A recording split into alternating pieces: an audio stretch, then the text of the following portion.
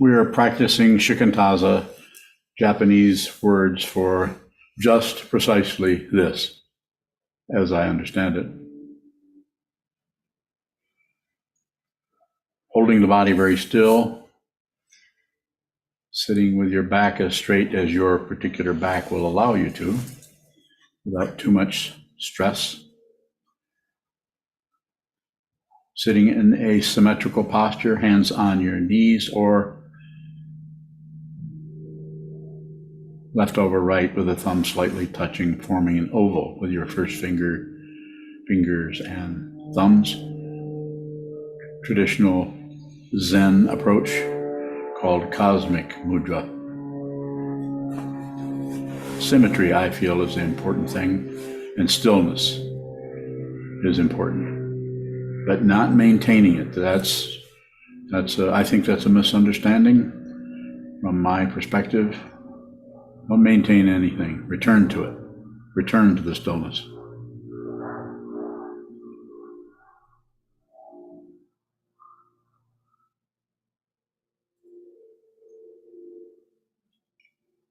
If we maintain, we start to set up standards, and standards get in the way of wisdom sometimes.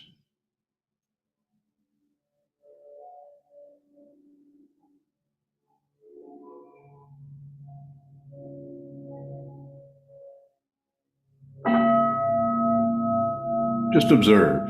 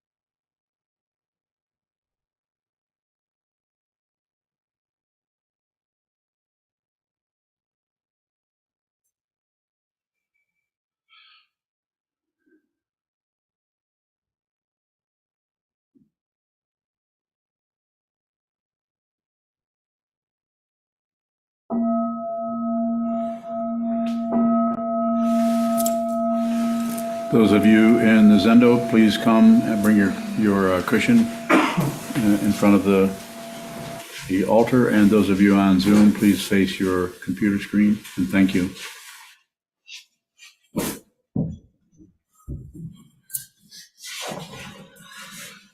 The Dharma talk tonight is titled, is it Think Deeply? Think Deeply, and this comes from Dogen's Shobogenzo. I can't think of the whole quote, but someone here will remember that because someone wanted to give me that as a talk title. Lucky me. To talk about thinking deeply. Let's see what I do with that.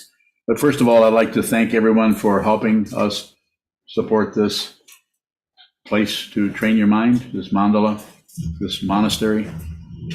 And thank you for that, for help, not only participation to help create a Sangha community with the intention to see the truth, with the help of the three jewels, the teacher, the teaching, and the community, the Buddha, the Dharma, the Sangha, put simply. And please continue to help us if you can. Thank you. So think deeply. Does someone remember the line that went just before that? It was something like go forward or something. Step forward. Huh? Step forward. Step forward. I think so. I'm not going to give a talk on stepping forward. I'll give the talk on thinking deeply. Okay.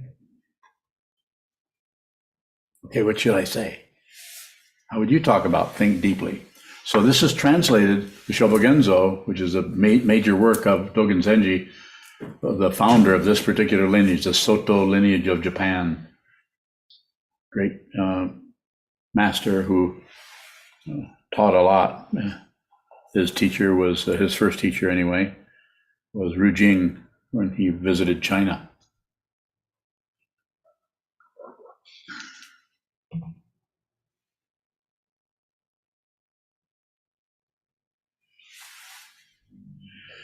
So do you remember the fascicle, which one it was? In case anyone who wants to look that up. You remember it? What is it? I think it's translated roughly as flowers in the sky. Flowers in the sky. Okay. Very similar to alligators in the kitchen. Very similar. So the way I understand this, and if I don't think I've ever said to anyone, think deeply, but if I look at what Dogen, I feel that Dogen was probably pointing at, is to receive thoughts, not manipulate them and interpret them, to think deeply. It's like the surface of water. If you're bouncing around on the surface, there's waves, there's all kinds of commotion driven by the winds of karma. You could say it that way. But if you don't do anything, you don't stick your big fat head up in the air, then the wind can't find you. Just allow yourself to sink. Think deeply. If you think deeply, there's no thinker. We're not talking about someone. We're talking about actually using the mind in the way that leads to, well, let's use the fancy word, wisdom, or we could use the more mundane word, sanity, just basically sane. No more commotion, no more grasping, no more rejecting, no more warfare. I want this and I don't want that. And the constant bitching about everything. Have you noticed all that? Not only other people, but you bitch in your own mind about everything.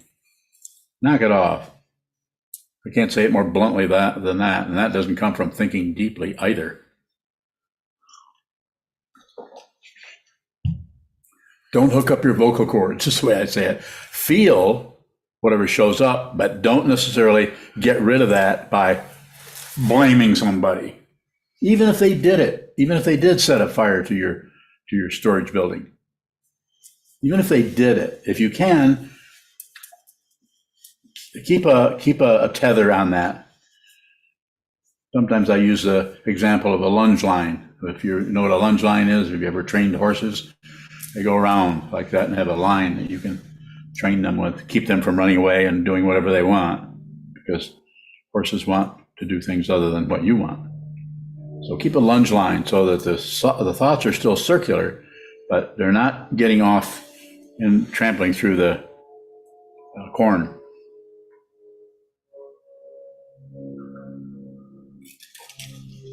So put in another way, thinking deeply has to do with not grasping the thought that arises, not rejecting the thought that arises, and not ignoring the thought that arises. This is clear thinking because it is coming out of dependent origination, which cannot find a self that is doing the thinking. And if you do find a self, which that's possible too, because anything can happen in consciousness, you immediately see, or in 3 seconds see that self is unreal. There is no solid being there anywhere. I don't care how intense the suffering is, you can receive that without adding on your own personal personhood about how rough you have it in life. You do not have it rough. There are people who have it rough that can't even get here, don't even know about this, never will know about this, and in some other country or this country are being tortured by their parents, by their society, by insane politicians wanting power. And sometimes it even happens in the meditation community, people wanting power. Anytime you see someone wanting to control you, that's when the red flags need to go up. Slowly back away from that situation. That doesn't mean that the person isn't going to make some suggestions to you or say, you might want to do this or this or this. But anytime there's a demand for anything from anybody, and that demand isn't always just, you need to do this and not that. It could be just every time you turn around, you're getting a sour look from them. Think deeply. Allow the thought to fall away from the greediness of an imaginary self that needs to have this and not that, and thinks about this and analyzes that, and has proof right here. I have proof right here that she did that, and there's just no getting around it. She needs to be punished. The society runs this way. Our cultures run like this. It's rare to find an individual that will not be blaming anyone for anything, but is responsible for how they feel.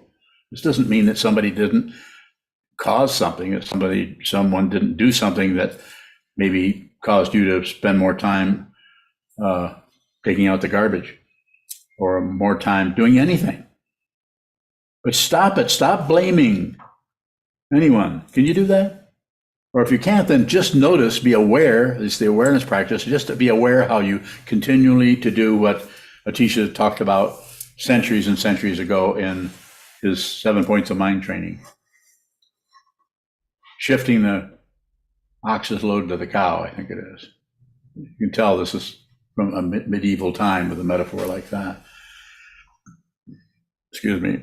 Shifting the Dodge Ram's load over to the motor scooter. Not a good idea. Leave it right where it's at. No one's to blame for anything. No one gets credit for anything, and no one is to blame for anything. Don't believe me, but could consider it. The nature of awakening, to use that fancy word, the nature of enlightenment has no properties. And if you read somewhere where it does, then perhaps I'm wrong.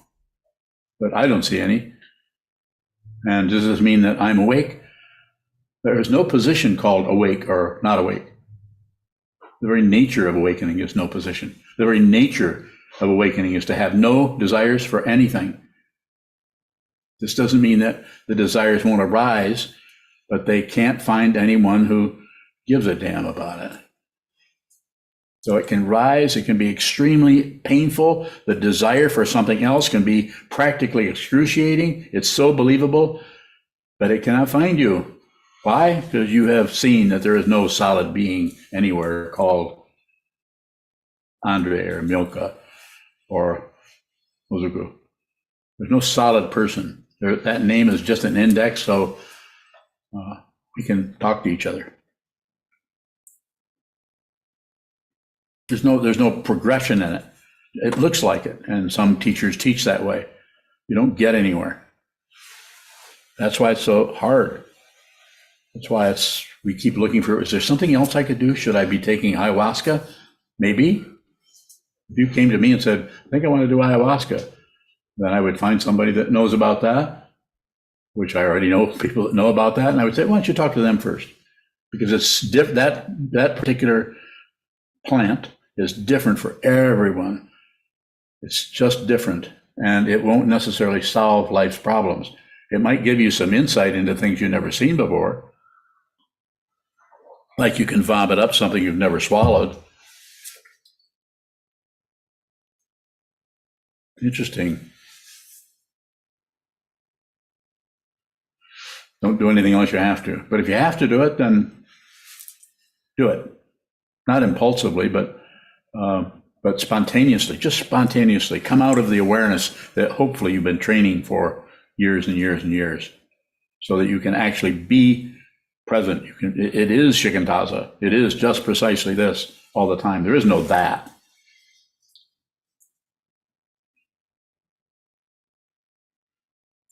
Think deeply. So we're not getting rid of thoughts. Some teachers try to get you to stop thinking. Even in the Sadhana Mahamudra, I think it talks about puts a stop to thoughts. Doesn't it say that in there? You just led that chant. Who's saying that? I don't remember. Is it a person? Or was it a recording? Or I don't know. I'll ask Sokuzan. He gets out of his 3-year retreat tomorrow. Is it 3 years he was in there? Seems like a couple of years anyway. 16 days maybe. 16 days. So let's see if there's something else I can say about thinking deeply. And this is my understanding of what, having read a little bit of Dogen myself, and we study that every Wednesday at noon here, and have been doing this for years, and we're still not through with the Shobogenzo. And when we get done with that, we're going to another huge tome of his called the Eihei Koroku, or the, what is that? Some kind of record or something. I think it's a Columbia or Decca. RCA, that's what it is. It's not funny. What are you laughing for? Trying to be polite. Eihei Koroku, what is that? Extensive record or something like that? Does anybody remember that? Something extensive record? So it's just, it's different than the Shobogenzo, but it's similar in length.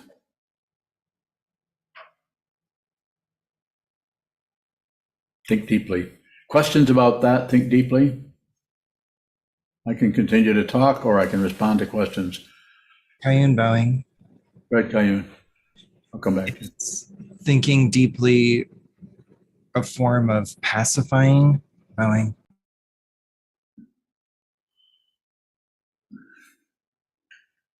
Excellent question.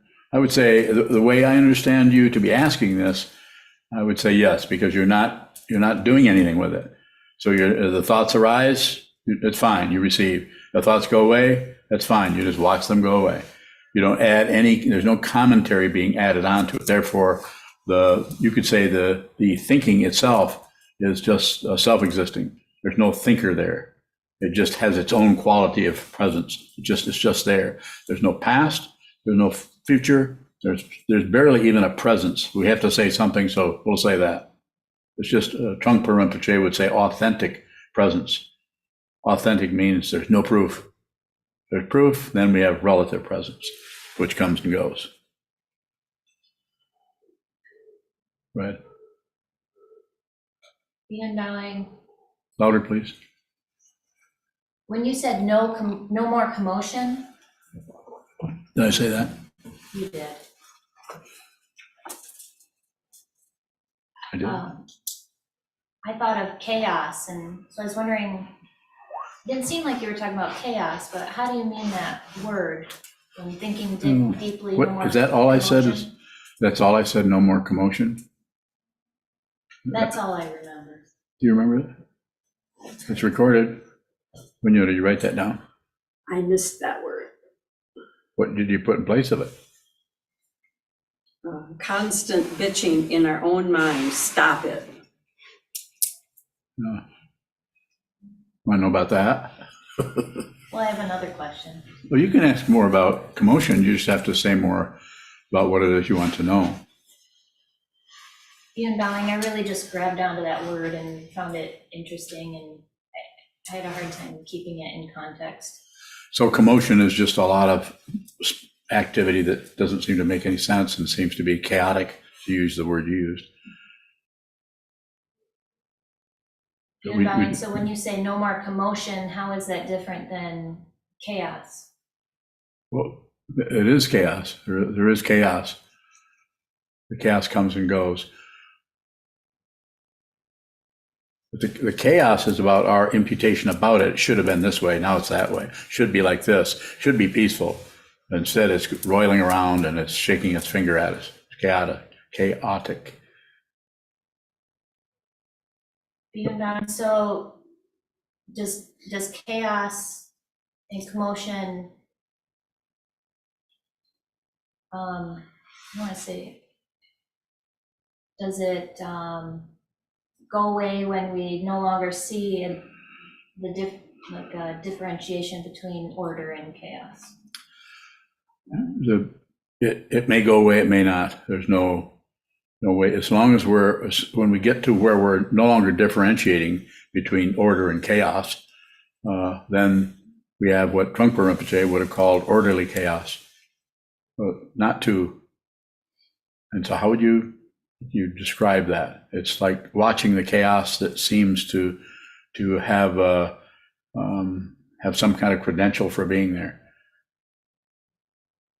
In other words, it's not like something you have to get rid of, or you have to stop, or this won't work, that's too chaotic. Some kind of a mundane or materialistic way of approaching it with the obvious agenda or hidden agenda to control everything. Nothing wrong with controlling. It's when there's some kind of demand to control that we start to have more suffering. More. Maybe I missed it, but I want to ask directly, what is orderly chaos? It's just not two. It's just another way of talking about non-duality or Advaita. Order is everything's orderly. It's like a checkerboard. Things are orderly. You can't play checkers unless you have squares of demarcation and an agreement that this is where this is and where the lines are, and black squares and red squares, or whatever the board looks like, and then certain order or rules, ways to play it. So that's orderly.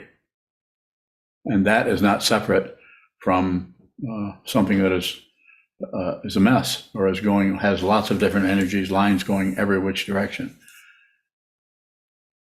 Separated just by the way it shows up, but fundamentally not separate. Not two, not one, not two. More? If you can ask the question, I can respond to it. I'm just thinking of a different question. Want me to go to someone else, or to you? Oh, Huh? Stephen, I'll ask it. Go ahead. How can we think deeper than we already are? You can't. You can't. I'm answering you very directly, if you understand what I'm saying. You can't, because you are bound to the surface. You have no courage to go down into the darkness. You need to have that raft of thought, that idea, opinion, judgment of who you are, where you're going, how you're going to get there, who's in your way, who doesn't understand you, who. It's always somebody out there that's in your way and doesn't understand you. Not just you, but me, everybody. But if we see that there isn't anyone, then then whatever arises as passion, aggression, and ignorance it gets no applause from the balcony. It doesn't. There's no one agreeing with that. So it is just spontaneous. And it's the other word that is used is rangjung, or Tibetan for self-existing. Has a dynamic that looks like it comes from something else and is caused by something else, but it's not. It's just its own self-existing quality. It just appears, but it doesn't have a past or future.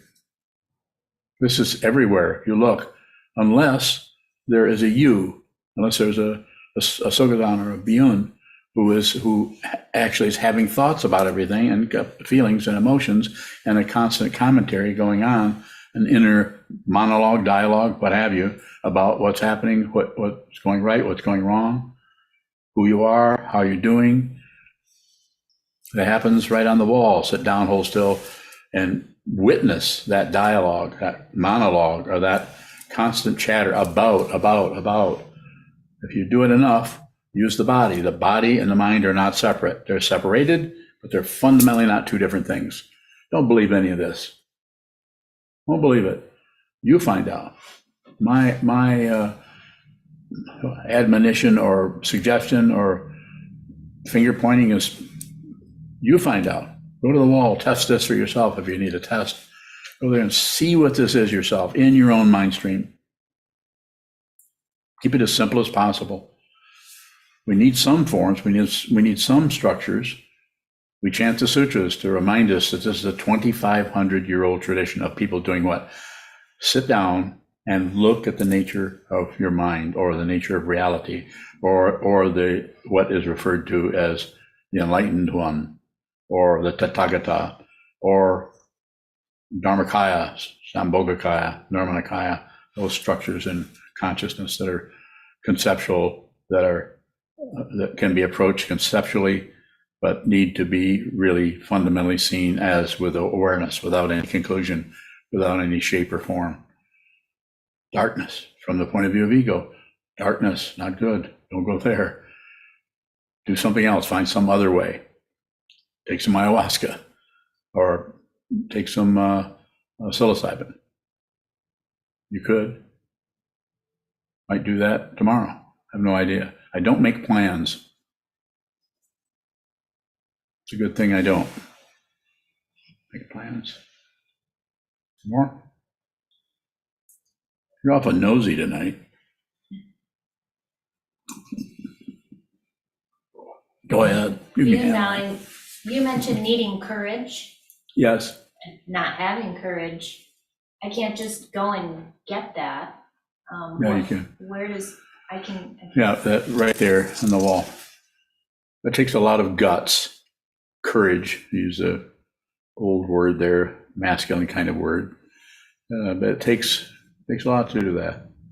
It takes a lot to have a child. It takes a lot to raise a child. It takes a lot to just function in society.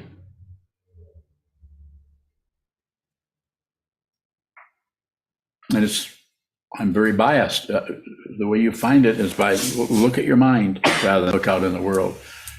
Even Dogen says, one who proceeds to proceed out into the world is the very nature of confusion. And to go within is the very nature of awakening. Go within. How do you do it? A wall.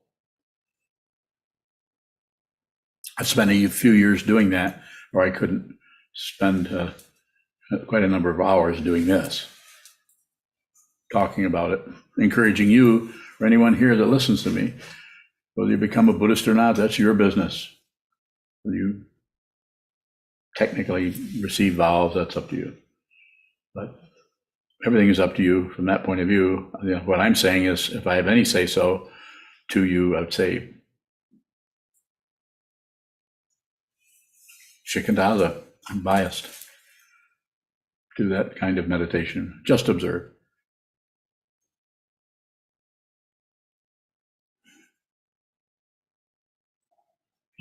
What does shallow thinking look like? Grasping at thoughts, thinking thoughts, something you do all the time, don't you? Okay. You can tell me what it is. You just agreed. It's not, I'm not accusing you of it. I'm not saying bad. It's bad. I do it. Otherwise, I wouldn't know about it. I'm just not this deep thinker up here that's sitting around looking at all you shallow thinkers, like some kind of a 10th grade ethics class or something. More. Jeez, and Byron, how does spontaneity relate to thinking deeply?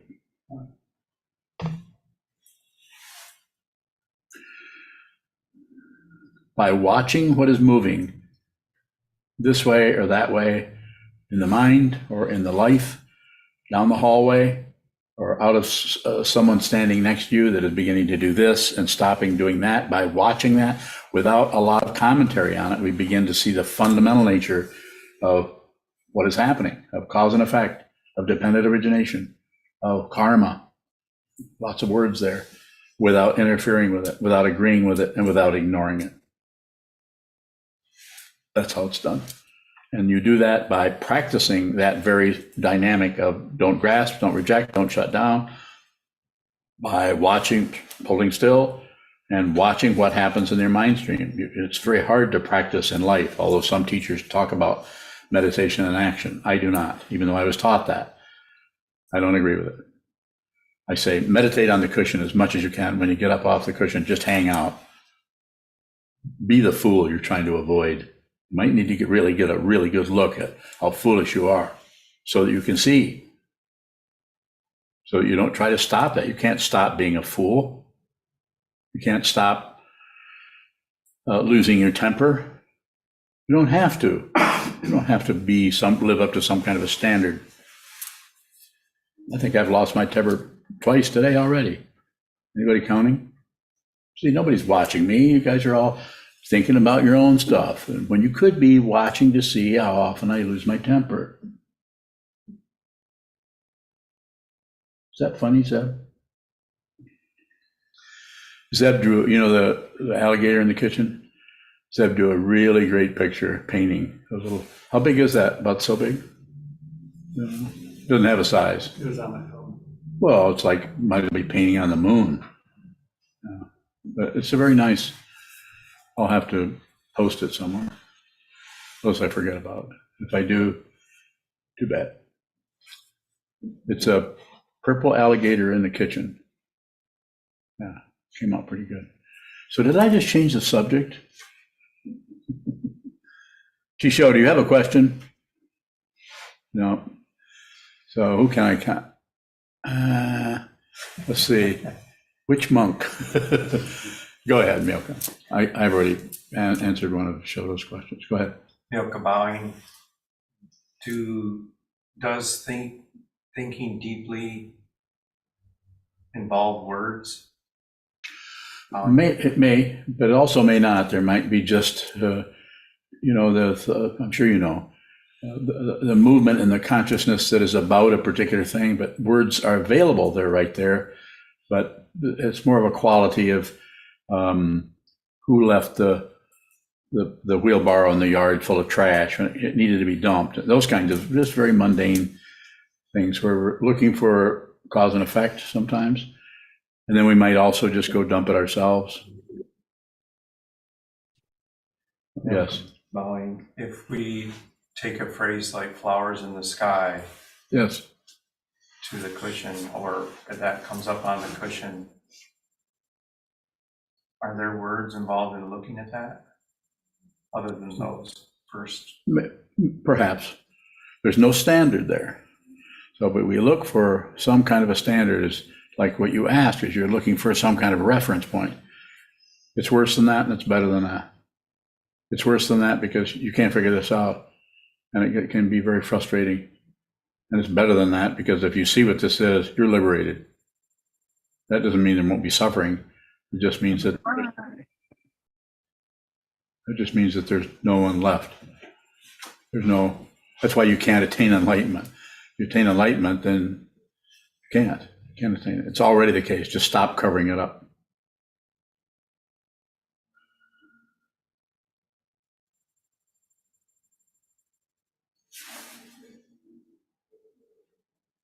Yes, Chisho. Ishwaring. So is the book study the way we do, is that deep thinking? Bhavin? Well, it's kind of a setup for that so that you will look at everything, you'll contemplate it, but you won't have a discourse like some people take something like Dogen and then argue about it. Or scholars will get together or translators will disagree with one another. And I do some of that too. I think we all do.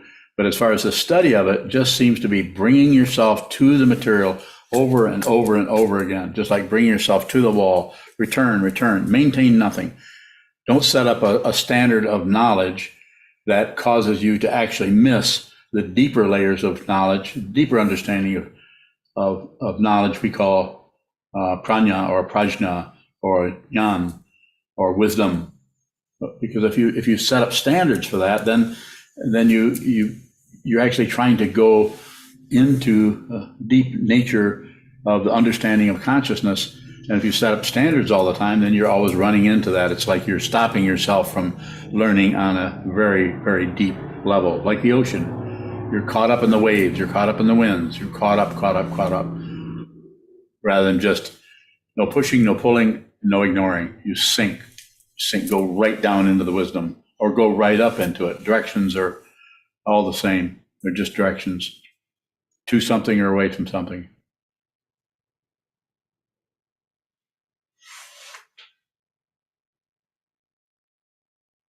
Yes, sir. Shiro bowing. Earlier in Kayun's question, you had talked about something being authentic, and you said, how is it authentic? There's no proof. How is authenticity without proof? That's the only way it can be. If it needs proof, then it's either true or false. But if it's authentic, there is no opposite to it. So there can't be any proof for it. Don't you have a degree in rocket science or something? Come and get me. It just really stood out to me because we even use that in our culture, like to authenticate something is to give it proof. Yes, So, it's the mundane path. It's the relative path. It's the materialistic path. Not against that. I'm just saying it is not the spiritual path. We need the mundane path to have robes, to have a building, to have windows. We need all of that is important. You need to have a schedule. We're going to have a 10-day Denkoe, 8-day retreat here, traditional Denkoe, Sokuzan retreat with oryoki and everything coming up on, what day is that? October 1 to 8. October 1 to 8. People are free to sign up for that if they wish. A very strong forum, and we need to talk about this and understand how we can set up a forum where someone can come in and just observe the forums and train their mind on that 8-day period. You call it an intensive training seminar. If you wanted a more direct description of what it is. More?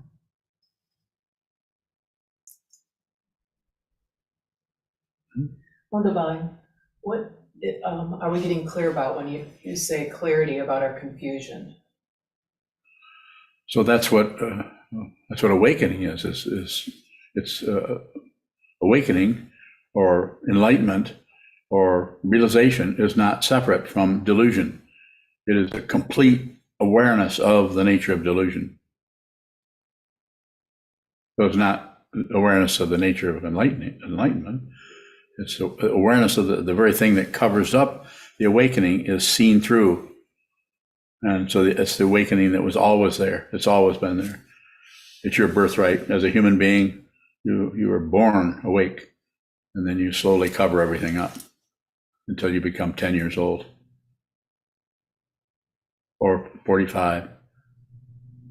More? Wondervine, how is that no reference point? When you can see the nature of confusion. Seems like we're also unknowing. What is it you want to know? I'm following you a little bit, but not completely. I was looking at the difference between clarity of confusion and this idea of unknown. When we're studying, it's almost like we're losing reference points. We're losing Yes. our conclusions, we're losing our opinions. Yes, that's what, Our judgments. when we study the Dharma here, the way I understand this, took me a long time to see this, it's necessary to study the Dharma, but not test people. Who did this, who said this, in what century, and what are the four this and the eight that. I mean, if you happen to remember them, then that's good, but there'll be no test. Because then people start competing. Competition. It doesn't make any difference who gets their Raksu done first.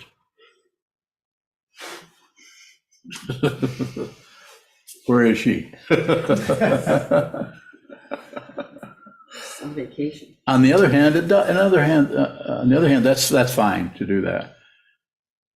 It's fine to have that as long as there's understanding about what that is. More? What is that kind of understanding and the idea of unknowing? I don't know where I'm getting that, but.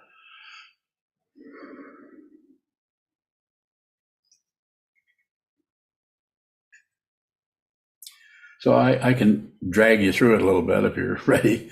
The unknowing or the not knowing is wisdom, but it's not a not knowing or an unknowing that is particularly concerned with not knowing, because there's no identity there. That is the one who does not know, or the one who needs to work harder so that they know, or needs to pass a test so they can prove that they know things. More? Take me further into what I left out, not what I've already said. So when we have clarity about the delusion or confusion, it seems like we're clear on something. We Yes, understand something. we do, but it's not a relative kind of understanding. It is complete. It is complete understanding of the confusion, and complete understanding of confusion is awakening. And what do you awaken to? Nothing is separate from anything else, and you see it. You don't need someone to come along and, yeah, I think you're onto something there. You're not on to anything. You actually see it. You can do this. Everyone here can do this. If you're listening to me, listening to this person talk about this on Zoom or wherever, then you can do this, but you will have to do it. Just don't look for anything. Don't look for results. Don't test yourself. Don't check and see if what you're seeing agrees with Dogen. Dogen wrote and taught in a way that you can't get a reference point from him. That's why everybody's studying him, because the lack of reference point pulls you right down into the darkness. And that's where I'm directing you. I'm not Dogen, but I'm saying I'm looking at something very similar to what he was pointing to. Maybe it wasn't the profound and vast wisdom he's talking about. I'm not concerned with that. What I'm saying is you need to see it. You need to actually see this with your mind, and you can do this. There's a wall, face the wall, and study the Buddha's Dharma and return to the three jewels. Those are several, what do they call those? When it's a formula for something? What's the name of that? Albumin? Albumin. Yeah. You're trying to trick me, are you? Algorithm. So it's a structure or a formula that shows up that we can use to find out something else. So this particular formula, this incredible formula of the Buddha's Dharma, is that what is looking finds out itself. You actually realize who you are. And when you do that, the work is done. There isn't anything left to do. There's nothing left to know. Not that you won't know what time Walmart closes.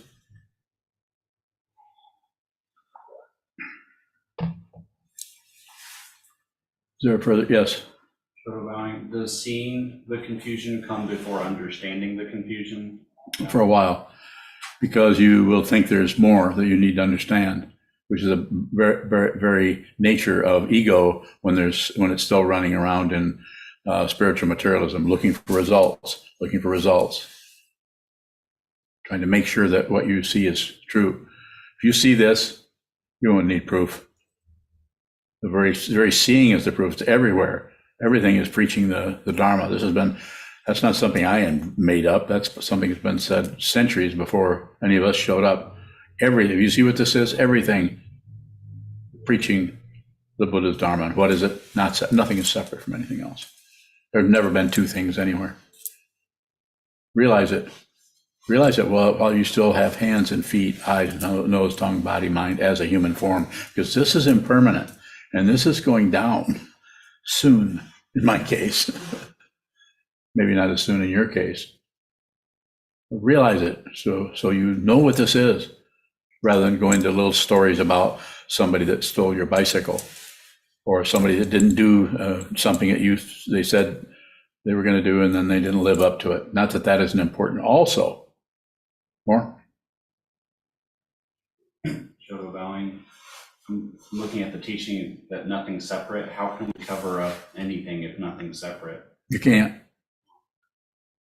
That's the discovery. You're a complete flop. You're a complete failure. You're a fool for even trying such a thing. And the war is over. And there's no self in the skandhas: form, feeling, perception, concept, consciousness does not add up to a being, a self. The only thing that's separate or separated is this body is over here and that body's over there. But nothing is separate. Life and death are not separate. They just look like it intensely.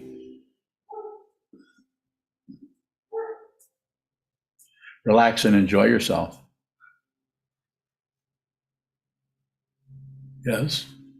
Shoto bowing. Is the spiritual path kind of fool's errand? Bowing. Yes, after you see what it is, of course it is. You feel like a fool for going out.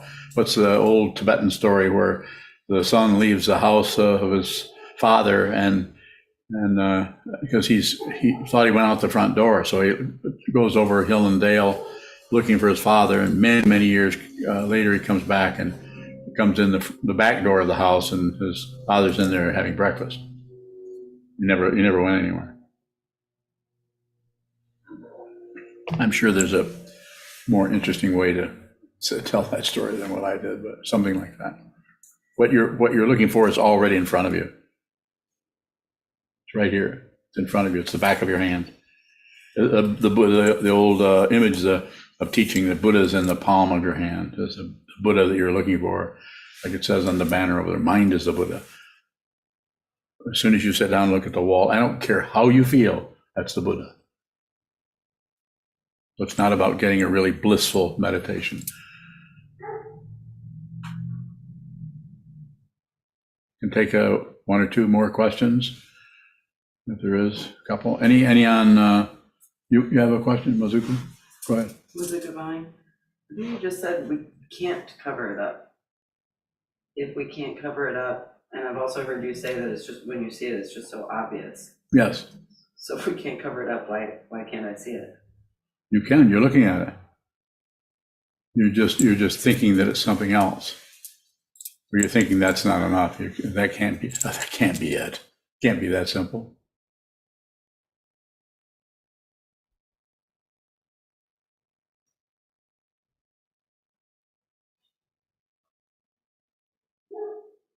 More?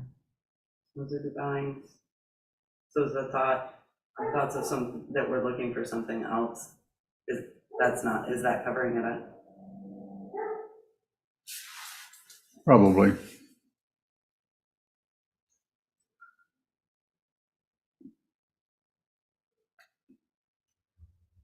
Keep coming.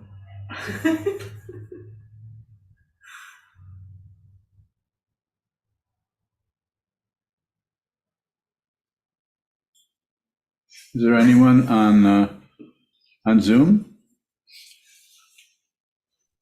Come on, Mahesh, go ahead. Mahesh Bowing. So when I use labeling while I just sit and watch, the labeling seems to be helping with my distraction. Like I'm not getting to long chains of thought. Okay, But what is your question, please? What's your question? so the question is, why don't you recommend it, or what is the downside of labeling bowing? Why? Are there any downsides of using labeling instead of compared to just watching? Yeah, yeah, I don't teach labeling, but I have taught that. I was taught that by Trungpa Rinpoche back in the 70s and was trained as a meditation instructor. I taught that to other people because that's what I was taught. I just don't teach it anymore. Why? I suppose I could make a comment on it if you really wanted to hear it, but it may sound like a judgment of Trungpa Rinpoche, and it is not. He taught exactly what he needed to teach to those people that were in front of him, and I was one of them. But I teach to people that show up here, either on the screen. What do we got? Maybe, there's 29 windows. That means that there's not much on math, but I would say 26 people maybe there, and there's another, 15 in here, something like that. Not very many people. Trungpa Rinpoche had thousands of people. I don't. So therefore, I teach, look at it, and don't label. Don't separate yourself from that which is arising in the mind stream. What is arising in the mind stream is the object of meditation, as far as I'm concerned. And if you want some kind of other a second opinion, we'll look at the hundreds and hundreds of years of Shikantaza. Just observe Shikantaza. It's not Shamatha Vipassana. It's not Shine and Laktung. It's not Vipassana. It's not. There's just all kinds of practices, creation completion practices in the Tibetan tradition and other traditions. I'm not against those. I just don't teach them. Because if you're talking to me, I want you to see it. I'm not interested in you becoming a tantric scholar. Mahesh Bhavan. So what happens exactly when we label? What actually goes wrong compared to just Right. watching? I'll show you this. Labeling. The awareness that was watching the thoughts come and go, you say thinking, and then you return to the breath. It's like a deliberate form of ignorance. You're deliberately ignoring the very thing you should be looking at, because the breath isn't, awareness of the breath isn't going to help you stabilize. Because why? Because you're breathing all the time. So to return to the breath, to get some kind of a signatory there that will validate your awareness, is just not particularly a good idea. Now, if you're leading up to tantric practices that are creation completion, where you're doing deity yoga, maybe you should do a bunch of that first, because you're going to have to do a lot of concentration when it comes to remembering mantras and remembering the images that need to be visualized in tantric practice. I don't teach it. Not wrong. Go study that. Go study that. So when you label, Mahesh Bhavan. go ahead, Mahesh. Mahesh Bhavan. So I'm not talking about using breath and doing the labeling. I'm talking about when we do shikantas of just seeing what arises. Immediately when I realize I'm caught up in a thought, if I use a label to note what the thought is and then come back to shikanta. No. Is there any? I'm saying don't do that. Do I have to tell you why? Because I said so. I mean, I'm being a little silly, but I'm just saying, I mean, do I have to explain this? It's taken me years to understand how to do this. I cannot put this in a few words and chuck it at you, and where you, with your particular acumen, and you're a very intelligent man, it's not a compliment. I'm just describing what I'm seeing by interacting with you. But you are caught up in thoughts. So there's no way I would ever teach you to label your thoughts. That'd be silly. That's like trying to get you to get control over your thoughts. I don't care about control. I'm interested in awareness. Awareness. What is this? It is not separate. The Buddha's been pointing at this for centuries, not just the historical Buddha, but all the Buddhas that arose out of the lineage. Dogen was one of them. Vasubandhu, Nagarjuna. We could go all through the lineages. So I'm saying what I'm encouraging you to do, Mahesh, is just see this. And how do you do that? You watch whatever moves. And if your thoughts are showing up, we're not trying to get you to a standard. I'm not trying to get you to come to a standard of being not your mind not being full of thoughts. Those thoughts are the Buddha. Nothing is separate from the Buddha. There are not two things anywhere. I'm looking at it. You're not. You think there's multiple things. You think there's thoughts, no thoughts. You think that you might have to label the thoughts in order to keep them from being obstructions in your mind stream. You don't have to do that. You could look at this, it's called a direct perception of emptiness. You could see it yourself.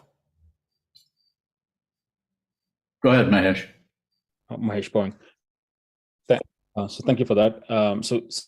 So even if I think that labeling is helping me come back a lot during the sit compared to not labeling. Think like just sitting without labeling is better, right? I heard you. What's your question? Is there one? You can do that if you want. My question is, so despite, even though if my sit is more distracted, don't use labeling is a suggestion from you. Is that right? Boy. Yes, stop correcting everything. You're actually getting in the way of your own awakening. Awakening is not a goal. It's not a location. It has no location. But the mind that thinks it's a location, that thinks that one has to feel still or be without thoughts. As Trangu Rinpoche says, a great phrase, a great teaching statement that he made, Trangu Rinpoche, a Kagyu master, that if you do nothing to thoughts, they will do nothing to you. So don't do anything with them. The thoughts come, they go, they come, they go, they come. But if you start labeling them, then they're going to be right nipping at your heels to encourage the ego mind to continue to try to get somewhere, accomplish something, be an enlightened master. You don't need that. Find out who you are. There's no doubt. You get your own authority, as Kobun Chinaroshi once said. Get your own authority. What is that? No authority. There is no authority. The one who sees that may seem very authoritarian, possibly.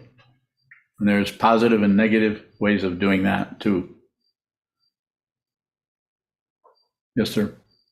So bowing, how is seeing that there's no authority different than just anarchy? Bowing. Because you don't do anything with it. If you see there's no authority, where this is coming from is there's no separate being.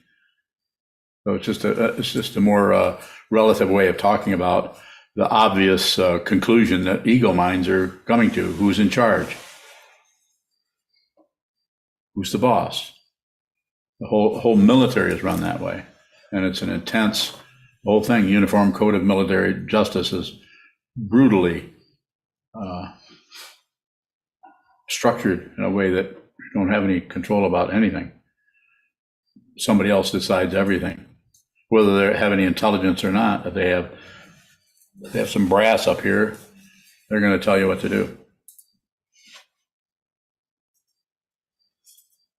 More? Wonderbang, another thing that from Dogen's teaching today was that flowers arise in space. The flowers can be different and the space can be different. How can space be different that the flowers arise in? Bowing. Or the sky that the flowers arise in? Well, if you come back to the something that you heard me say, consciousness always finds its own form, and it may find the form in a relative dynamic, and it may find it in an ultimate dynamic. And if it finds it relatively, then there's a difference between the space and the flowers. The space between the kitchen and the alligator, or between your mind stream and the thoughts that arise in it. But if you see what this is, that which arises in the sky, clouds, is really just sky that's doing something. It's just more sky. It's just the spaciousness has congealed into a shape. All this is just consciousness. This is rising in consciousness, this form and all of these forms But the fundamental situation here is just consciousness showing up in different gradations or speeds or dynamics. We've been here for millions of years. It's taken a long time for this to show up. Did you see the movie Lucy? Yeah. That has some nice images that are, of course, it's a movie, so it's going to be more about entertainment rather than actually helping you train your mind. I'm not winking at you. I have a sore eye. But I could wink at you if you wanted me to.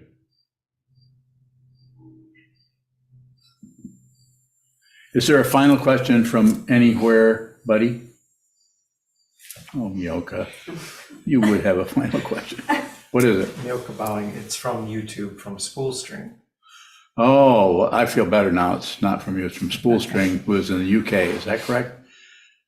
I think so. Thomas. Huh? Thomas. Thomas? Okay, go ahead. Spool String says, I play guitar. Can this be a mantra practice? Or if it's similar, please explain how. Nah, just meditate a lot. And when you're not meditating, play the guitar. Play the hell out of it. You don't have to have any special mindfulness thing going on. Don't do that. Enjoy yourself. Play the guitar. When you're not doing that, sit down. Train your mind to see clearly. And then you might notice things happening with your musical practice that might not be showing up so much if you're not in there trying to control, disturb something. I can't really ask Spool String because you're Mioka.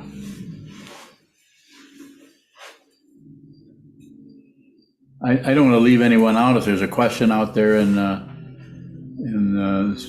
Zoom land, is there someone there? There's lots of people,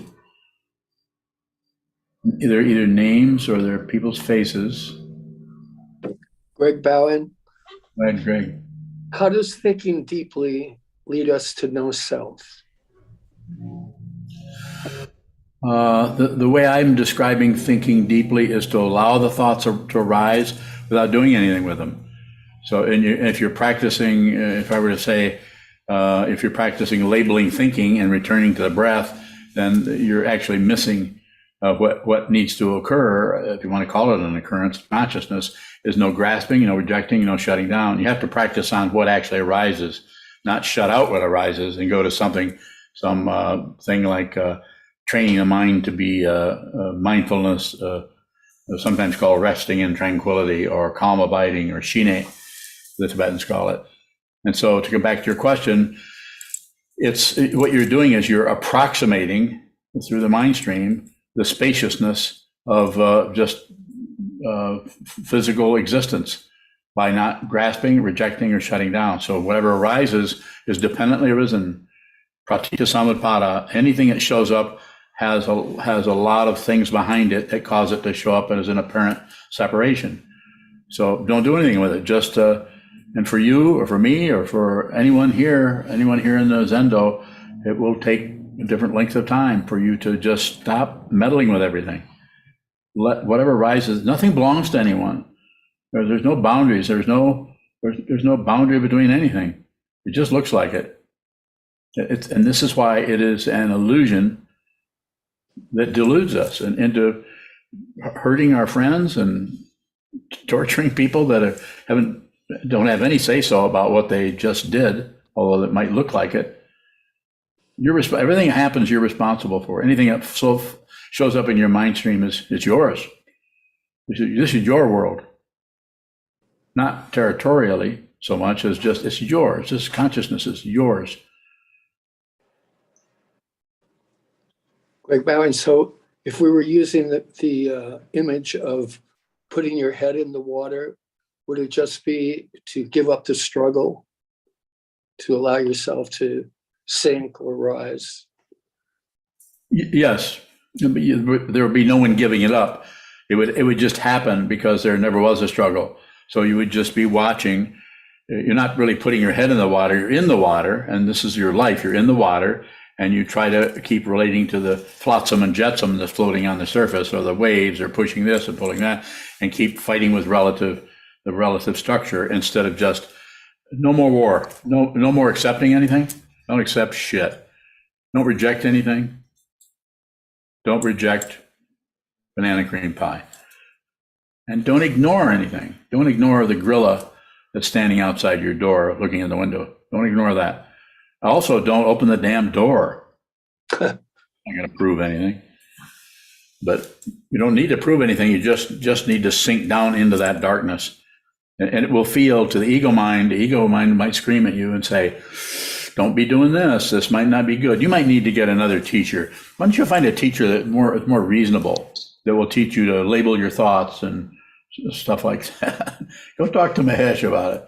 And when I'm talking to Mahesh, I'm not saying, and Mahesh knows this, I'm all about saying to Mahesh, if you have a teacher that's teaching you this, you don't need me. Go follow them, go listen to them, let them help you. But if you're listening to me, then I'm going to encourage you to not do that. And just everything that arises in the mind stream is the object of meditation, whether it's your heartburn or whether it's your knee is hurting because you've been sitting too long on a cushion without moving a little bit. Everything. Thank you, bowing. Thank you. We can do whatever we do next, please. Just need to dedicate the minute. Yes, certainly.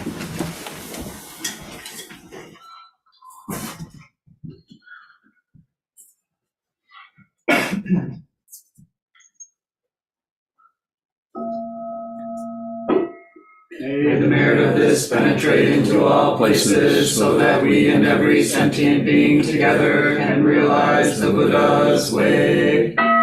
Ji-ho san shi shifu, shi son bu sa moko sa, moko hoja horomi.